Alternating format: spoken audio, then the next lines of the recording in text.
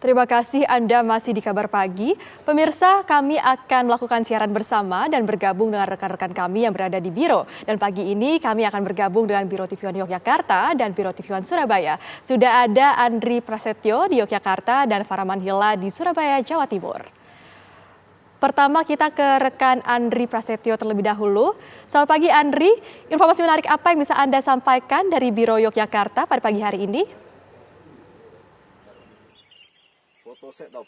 Ya, selamat pagi Yasmin dan juga pemirsa dari TV One Biro Yogyakarta dan Jawa Tengah. Kita memiliki dua informasi pilihan untuk Anda semuanya. Kita awali informasi pertama di mana Lembaga Perlindungan Saksi Korban atau LPSK ini menyatakan Mario Dandi harus membayar ganti rugi atau restitusi kepada David Ozora.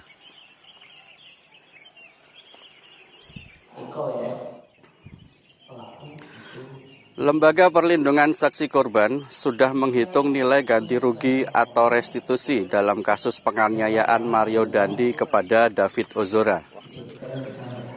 LPSK menetapkan Mario Dandi harus membayar restitusi lebih dari 100 miliar rupiah.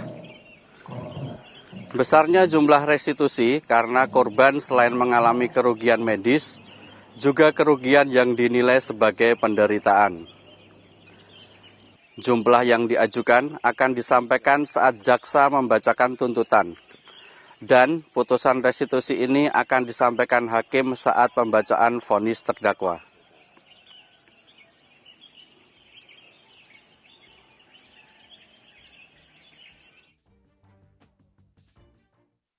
Ya, kita sudah melakukan penilaian. Kita sedang koordinasi dengan kejaksaan.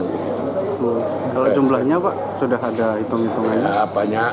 Ada 100 miliar lebih lah. 100 miliar lebih ya. Karena memang kerugiannya ya, selain untuk medis juga kerugian yang kita nilai sebagai penderitaan. Nah itu jumlahnya memang jadi. Informasi kedua dari Pati, Jawa Tengah, di mana seorang ibu muda ini ditemukan meninggal dunia di rumah kontrakannya di Pati, Jawa Tengah. Saat ditemukan, korban berada di samping ketiga anaknya yang masih balita dengan kondisi terdapat luka lebam di tubuh. Berikut informasinya.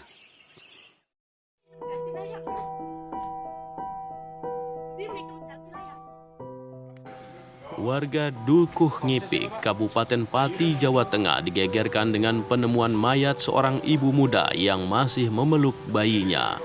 Korban bernama Budiati, berusia 31 tahun. Korban meninggal dunia pertama kali ditemukan oleh suaminya, Mas Huri, 35 tahun. Ketua RT setempat mengungkapkan saat itu suami korban pulang ke rumah setelah bekerja beberapa hari di Kabupaten Rembang. Ia pulang lantaran 2 hari terakhir tidak mendapatkan kabar dari sang istri. Sesampainya di rumah, Mas Suri kaget mendapati istrinya terbaring kaku dengan memeluk anak balitanya.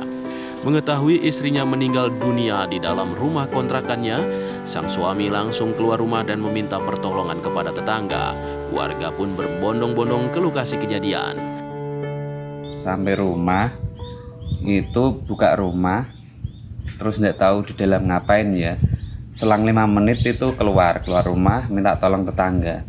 Tetangga itu bilang istrinya tidur kaku. Ada luka gosong-gosong di pipi lah. Warga sekitar terus ke situ. Selang 5 menit warga menghubungi saya. Saat memasuki rumah korban, suami melihat korban sudah terbujur kaku dan ditemukan beberapa luka lebam di tubuhnya. Ketiga anaknya juga ditemukan dalam keadaan lemas. Korban memeluk anak bungsunya yang masih bayi. Sementara 2 anak lainnya berusia 2 dan 4 tahun memeluk punggung korban. Ketiga anak korban yang masih balita tersebut selanjutnya dibawa ke rumah sakit karena ketiganya dalam kondisi dehidrasi. Warganya tertutup. Ya. Tertutup dari awal ngontrak gitu. Dia kontrak sebelah sini, terus 1 tahun pindah sini, baru ada 2 bulan. Polisi yang datang ke tempat kejadian perkara langsung mengevakuasi jenazah korban ke kamar mayat RSUD Suwondo Pati untuk dilakukan otopsi. Dari Pati, Jawa Tengah, Abdul Rohim, TV One mengabarkan.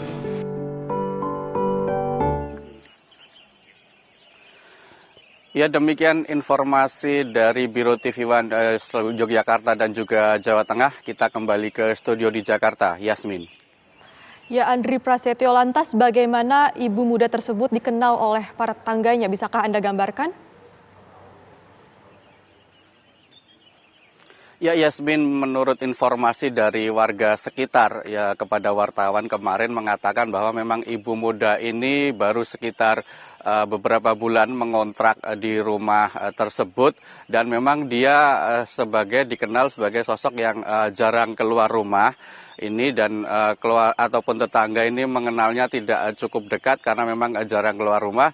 Dan terakhir kali ibu muda ini terlihat keluar rumah saat menjemur pakaian pada hari Selasa pagi sebelum akhirnya ditemukan meninggal dunia, sehingga memang warga sendiri tidak begitu mengenal jauh lebih dekat seperti itu terhadap korban sendiri. Dan memang untuk saat ini kepolisian masih terus melakukan penyelidikan untuk mengungkap kasus ini karena memang belum diketahui secara pasti penyebab kematiannya karena masih menunggu hasil dari otopsi pihak kepolisian.